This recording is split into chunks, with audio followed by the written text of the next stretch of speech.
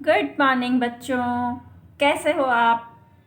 हम आपसे यही आशा करते हैं कि आप सब अच्छे होंगे। अच्छे हो ना। देखो, एक बार फिर हम ऐसी कंडीशन में आ गए कि हमें दूर दूर रह कर के पढ़ाई करना पड़ रहा है ना। आपको अच्छा लगता है क्या? अच्छा नहीं लगता होगा ना ये सब, कि स्कूल में नहीं आ पा रहे हैं। तो बेटा, हम सेफ्टी के लिए इस तरह से रहना पड़ेगा ना। हमारी सेफ्टी इसी में ही है, और मोस्टली आप स्टूडेंट्स की, क्योंकि आप लोगों को तो अभी पूरा वैक्सीनेशन भी नहीं हुआ है। पूरा क्या, अभी तो स्टार्ट ही नहीं हुआ है ना। तो हम दूर दूर रहकर ही पढ़ाई करें, ऑनलाइन, हमारी वीडियोस के जरिए। ठीक है ना। तो आज हम क्लास 6 में सोशल साइंस का चैप्टर नंबर 5 आपके लिए लेकर के आए हैं। ठीक है। तो चैप्टर नंबर 5 हम स्टार्ट करेंगे आज। हमने क्लास में, जब हमारी ऑफलाइन क्लास होती थी, तब इसके हार्ड वर्ड्स राइट कर लिए थे चैप्टर के, और आज हम इसको रीड करने जा रहे हैं। ठीक है। तो हमारे चैप्टर का नेम है द मौर्यन एम्पायर। अब आप पूछोगे ये मौर्यन एम्पायर क्या है। बेटा, एम्पायर होता है साम्राज्य। जैसे किंगडम वगैरह होती है ना, छोटी छोटी राजधानियाँ, वो तो राज्य होते हैं, राजधानियाँ होती है। लेकिन एम्पायर एक बड़ा विस्तृत रूप है।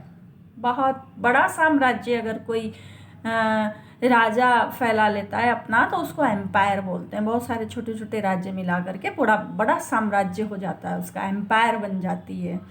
और मौर्यन क्या है? मौर्य यानी जो मौर्य डिनेस्टी है, यानी मौर्य वंश है। बहुत सारे राजा हुए ना हमारे यहाँ पर, कोई सिसोदिया डिनेस्टी, कोई पल्लव डिनेस्टी, कोई चालुक्य डिनेस्टी, और यह हमारी मौर्य डिनेस्टी है, गुप्त डिनेस्टी है। बहुत सारी डिनेस्टीज हुई हैं, बहुत सारे वंश के राजा महाराजा हुए हैं हमारे यहाँ पे। तो बहुत पुराने समय पर हमारे यहाँ पर मौर्य डिनेस्टी थी, यानी हमारी फर्स्ट डिनेस्टी थी इंडिया की, फर्स्ट एम्पायर थी मौर्य डिनेस्टी की, बहुत बड़ी एम्पायर थी। उसके बारे में आज हम पढ़ेंगे, है ना। राजा और उनके राज्य। ठीक है। तो स्टार्ट करते हैं हम। इस लेसन में क्या क्या पढ़ने जा रहे हैं। इस लेसन में हम पढ़ने जा रहे हैं मिसरूल ऑफ द नंदाज। अब ये नंदाज कौन थे?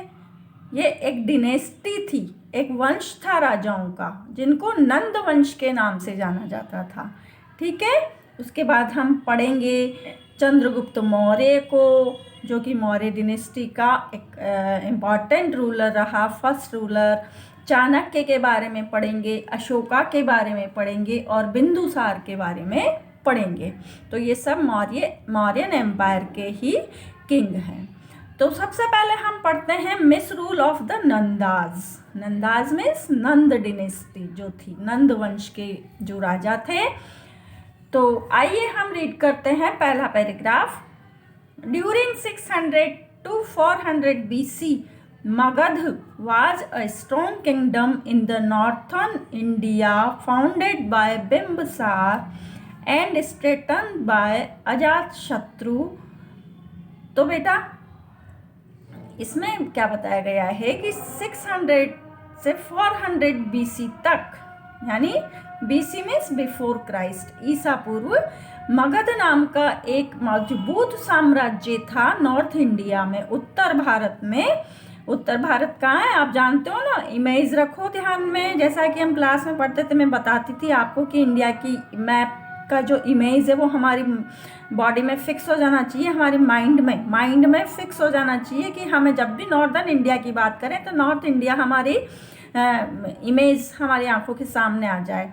तो नॉर्थ इंडिया में जो कि एक मगध डिनेस्टी थी, मगध साम्राज्य था, बहुत स्ट्रॉन्ग था, और बिंबिसार के द्वारा उसको क्या किया गया था? फाउंडेट किया गया था, स्थापित किया गया था। And strengthen by the Ajatashatru, और अजातशत्रु के द्वारा उसको मजबूत बनाया गया। अजातशत्रु एक शासक था। The kingdom had and passed into hands of Nanda dynasty founded by Mahapadmananda, और जो ये किंगडम थी वो किसके हाथों में चली गई? नंद डिनेस्टी के हाथों में, जो कि जिनका नाम था महापद्म नंदा।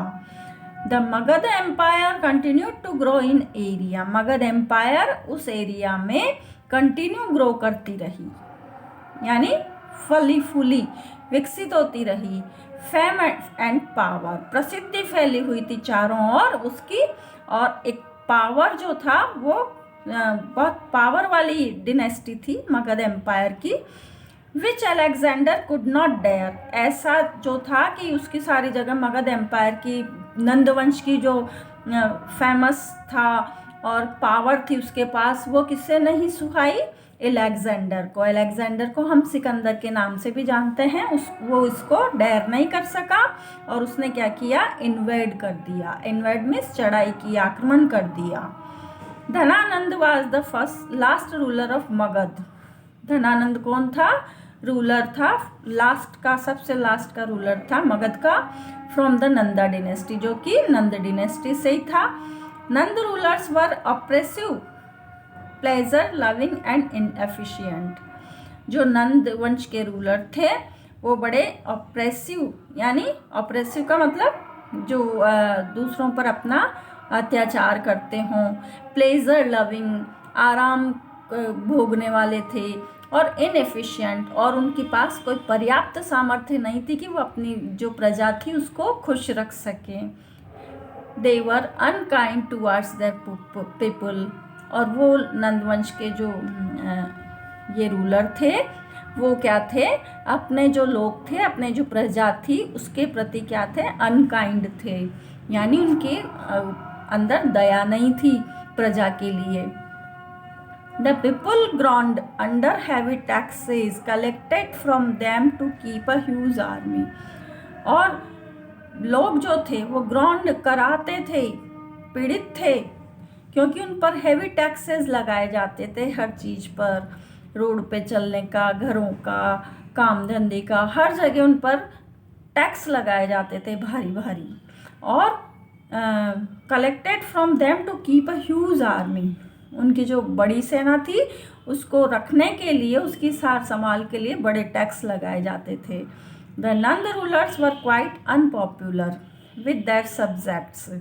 नंदवंश के जो रूलर थे वो बड़े अनपॉपुलर हुए, यानी लोकप्रिय नहीं थे, बड़ी परेशान थी जनता, और because of their grid and bad administration, क्योंकि वो बड़े ग्रीड थे, लालची थे, और उनका जो एडमिनिस्ट्रेशन था, उनका जो प्रशासन था वो भी अच्छा नहीं था, इसलिए सारी जनता उनसे त्रस्त थी, पब्लिक उनकी, प्रजा उनकी उनसे त्रस्त थी। तो बेटा उसके बाद हम पढ़ते हैं चंद्रगुप्त मौर्य को। नंदवंश के बाद चंद्रगुप्त मौर्य आए। There was a general name Chandragupta Maurya in the Magadha army of the Nandas. Nanda वंश की जो आर्मी थी उसमें एक जनरल का नाम था चंद्रगुप्त मौर्य। क्या नाम था उसका? नंदवंश की आर्मी में एक जनरल था जिसका नाम था चंद्रगुप्त मौर्य। अलेक्जेंडर इन्वेडेड पंजाब इन 326 BC। अलेक्जेंडर ने हमारे इंडिया पर, पंजाब पर 326 BC में इन्वेड किया, आक्रमण की, चढ़ाई की। He conquered Punjab and appointed his governor there. Alexander ने पंजाब को कंकर कर लिया, जीत लिया, और वहाँ का गवर्नर उनको बना दिया। Alexander died in 323 BC। Chandragupta Maurya gathered a small under the advice and guidance of his friend। और अलेक्जेंडर 323 में डाइड होने के बाद चंद्रगुप्त मौर्य ने एक स्मॉल आर्मी, एक छोटी सी आर्मी गैदर्ड की, और under the advice of guidance of his friend philosopher and guide Chanakya. किसकी गाइडेंस में उसने एक छोटी सी सेना बना ली? अपने एक फ्रेंड और फिलोसोफर, दार्शनिक, उसका एक गाइड था जिसका कि नाम था चाणक्य, उसकी अंडर गाइडेंस में उसने एक सेना बना ली। He defeated the Greek governors and conquered the whole of Punjab. उसने सारे पंजाब पर अपना अधिकार कर लिया और जो वहाँ के ग्रीक गवर्नर्स थे उनको उसने मार भगाया। The whole Punjab, he was able to drive the Greeks out of Punjab, और वो ग्रीक्स को पंजाब से भगाने में एबल हो गया, यानी समर्थ हो गया। After strengthening his position in Punjab, यानी पंजाब में अपनी पोजीशन को मजबूत करने के बाद Chandragupta Maurya gathered a powerful army. Chandragupta Maurya ने एक पावरफुल आर्मी इकट्ठी की, बनाई अपनी एक सेना पंजाब को जीतने के बाद। एंड इन्वेडेड मगध, और मगध पर उसने क्या किए, चढ़ाई की। He took advantage of the degeneration in Magadha, और उसको किसके एडवांटेज मिली, डिजेनरेशन की, जो वहाँ पर उठा पटक हो रही थी ना मगध में, लोग परेशान थे। And succeeded in defeating the Nanda rulers in 322 BC, और इसी उठा पटक से लोग, वहाँ की जनता त्रस्त थी, परेशान थी नंदवंश के रूलर्स से, तो फिर उसने नंदवंश के रूलर्स को डिफीट कर दिया 322 BC में। His victory in Magadha proved to be an event of great historical significance. He set up a vast empire, और उसने जो ये जीत हासिल की मगध पर, उसने ये प्रूव कर दिया कि ये जो जीत थी एक हिस्टोरिकल सिग्निफिकेंस रखती थी, यानी ऐतिहासिक जीत थी, उसकी ऐतिहासिक महत्व की जीत साबित हुई। He set up a vast empire, और चंद्रगुप्त मौर्य ने मगध पर अपनी एक बड़ी साम्राज्य स्थापित कर लिया। He became the founder of the Mauryan dynasty and the Mauryan empire, और वो मौर्यन डिनेस्टी का एम्पायर बन गया। Chandragupta Mauryan empire, Chandragupta Maurya set upon a course of conquest. Chandragupta Maurya ने बहुत सारे कंक्वेस्ट किए, यानी बहुत सारी जीत हासिल की उसने लंबे समय तक, कंटिन्यू कोर्स ऑफ कंक्वेस्ट, यानी लंबी सूची है उसकी। He built up a vast empire which included eastern, western and north western part of India. उसने हर जगह अपनी एम्पायर बढ़ाई, जिसमें कि ईस्टर्न पार्ट भी था हमारे इंडिया का, वेस्टर्न पार्ट भी था, north western part of India, सब जगह इसने जीत करके दूसरे राजाओं को अपनी एम्पायर में वृद्धि कर ली, अपने साम्राज्य को बढ़ाता चला गया। Went up to Deccan. This was the first great empire in the history of India. और फिर वो कहाँ चला गया, डेक्कन में चला गया, दक्षिण में, जीतते जीतते। This was the first great empire, और ये पहली बड़ी एम्पायर साबित हुई भारत की हिस्ट्री में, इंडिया की हिस्ट्री में सबसे बड़ी एम्पायर थी मौर्यन एम्पायर। हिज एम्पायर में be set to extend from Bengal in the east to Hindu Kush in the west and from the Himalayas in the north to be confines of Mysore in the south।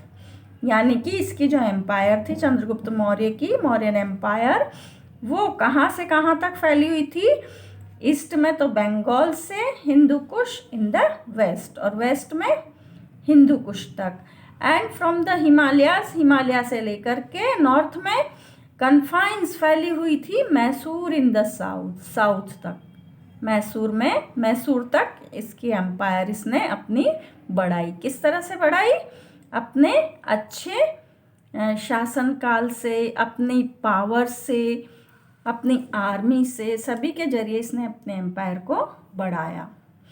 तो बेटा आज तो हम ये जो chapter read किया है हमने यहाँ तक, इसको आप सेल्फ रीड करें घर पे, फिर बचा हुआ जो इसका पार्ट है हम नेक्स्ट वीडियो में पढ़ेंगे, ठीक है। कुछ भी दिक्कत आती है तो आप हमें कमेंट करें, ओके। तो आज के लिए गुड बाय।